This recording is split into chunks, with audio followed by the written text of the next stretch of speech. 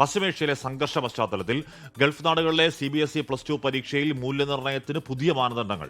ഒരു പരീക്ഷ മുതൽ 6 പരീക്ഷ വരെ എഴുതാനുള്ളവർക്ക് ക്ലാസ് അസസ്മെന്റിന്റെ അടിസ്ഥാനത്തിൽ ഫലപ്രഖ്യാപനം നടത്തും. ഏപ്രിൽ 6-നും 13-നും ഇടയിൽ മാർക്ക് അപ്ലോഡ് ചെയ്യണമെന്നാണ് നിർദ്ദേശം. വിവരങ്ങളുമായി അർജുൻ പീതാംബരനാണ് ഡൽഹിയിൽ നിന്നും ചേരുന്നത്. Arjun, good morning again. അപ്പോൾ കുട്ടികൾ എന്തൊക്കെ കാര്യങ്ങൾ ചെയ്യണം? ഇനിയിപ്പോൾ ആ ഇന്റേണൽ അസസ്മെന്റിന്റെ അടിസ്ഥാനത്തിലായിരിക്കും റിസൾട്ട് എന്നല്ലേ മനസ്സിലാക്കേണ്ടത്? ഹഷ്മി, ഈ ഒരു ഫലപ്രഖ്യാപനം വരാൻ പോകുന്നത് ഏറ്റവും പ്രധാനമായിട്ടും അതെല്ലാം തന്നെ ക്ലാസ് അസസ്മെന്റ് മാർക്കുകളിൽ അധിഷ്ഠിതമായിരിക്കും എന്നുള്ള കാര്യമാണ് ഇപ്പോൾ CBSE വ്യക്തമാക്കിയിരിക്കുന്നത്. അതായത് ഒരു വർഷത്തിൽ 3 ക്ലാസ് അസസ്മെന്റ് പരീക്ഷകളാണ് സ്കൂളുകളിൽ ഈ +2-ലെല്ലാം തന്നെ നടക്കുന്നത്.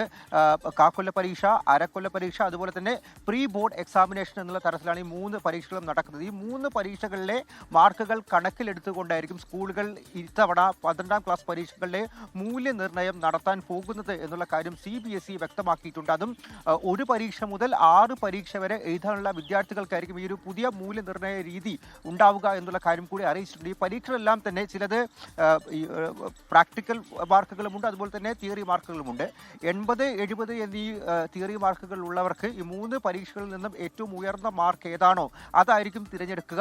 അതിനപ്പുറത്തേക്ക് കൂടുതൽ പ്രാക്ടിക്കൽ മാർക്കും കുറവ് തിയറി മാർക്കും ഉള്ളവർക്ക് ഏറ്റവും ഒടുവിലത്തെ, അതായത് ഈ പ്രീ ബോർഡ് ക്ലാസ് അസസ്മെന്റ് ടെസ്റ്റിന്റെ മാർക്കായിരിക്കും പരിഗണിച്ച് അതിന്റെ അടിസ്ഥാനത്തിലായിരിക്കും മൂല്യനിർണ്ണയം നടത്തുക എന്നുള്ള കാര്യം കൂടിയാണ് അറിയിച്ചിരിക്കുന്നത്. അതിനോടൊപ്പം തന്നെ 2025 ഈ രജിസ്റ്റർ ചെയ്തെടുക്കും. അത് കമ്പാർട്ട്മെന്റ് ടെസ്റ്റ്, അതായത് സേ പരീക്ഷ പോലെയുള്ള കമ്പാർട്ട്മെന്റ് ടെസ്റ്റ് രജിസ്റ്റർ ചെയ്തവർക്ക് ഈ വർഷം തന്നെ ജൂണിലോ ജൂലൈയിലോ നടക്കുന്ന അടുത്ത കമ്പാർട്ട്മെന്റ് ടെസ്റ്റിൽ ഒരു അവസരം നൽകാമെന്നുള്ള കാര്യം കൂടി CBSE അറിയിച്ചിട്ടുണ്ട്. അതല്ലെങ്കിൽ ഒരു പരീക്ഷ മാത്രമാണ് എഴുതാൻ ബാക്കിയുള്ളതെങ്കിൽ അവർക്കും മുൻകാലത്തെ ഈ ക്ലാസ് അസസ്മെന്റിന്റെ അടിസ്ഥാനത്തിൽ മൂല്യനിർണ്ണയം നടത്താമെന്നുള്ള കാര്യം കൂടി അറിയിച്ചിരിക്കുന്നു. ഈ വിദ്യാർത്ഥികൾക്കെല്ലാം തന്നെ ലഭിക്കുന്ന ഇന്റേണൽ മാർക്കിൽ പക്ഷേ വ്യത്യാസം ഉണ്ടാകില്ല. ഒരേ മാർക്ക് തന്നെയായിരിക്കും പരീക്ഷ എഴുതിയ വിദ്യാർത്ഥികൾക്കും എഴുതാത്ത വിദ്യാർത്ഥികൾക്കും നൽകുക എന്നുള്ള കാര്യം കൂടി CBSE വ്യക്തമാക്കിയിട്ടുണ്ട്. ഒപ്പം തന്നെ ഈ ഏപ്രിൽ 17-നകം ഈ മാർക്കുകളെല്ലാം തന്നെ CBSE അവരുടെ വെബ്സൈറ്റിൽ അപ്ലോഡ് ചെയ്യണമെന്നുള്ള കാര്യം കൂടിയാണ് ഇപ്പോൾ വ്യക്തമാക്കിയിരിക്കുന്നത്.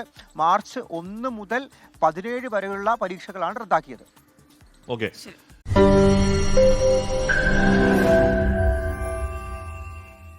ലോകത്തെവിടെയായാലും ഏത് സമയത്തും 24 വാർത്തകളും ഓഗ്മെന്റഡ് റിയാലിറ്റി പാക്കേജുകളും എക്സ്പ്ലെയിനറുകളും വിശദമായി കാണാൻ ഞങ്ങളുടെ YouTube ചാനൽ നിങ്ങൾക്ക് സബ്സ്ക്രൈബ് ചെയ്യാം.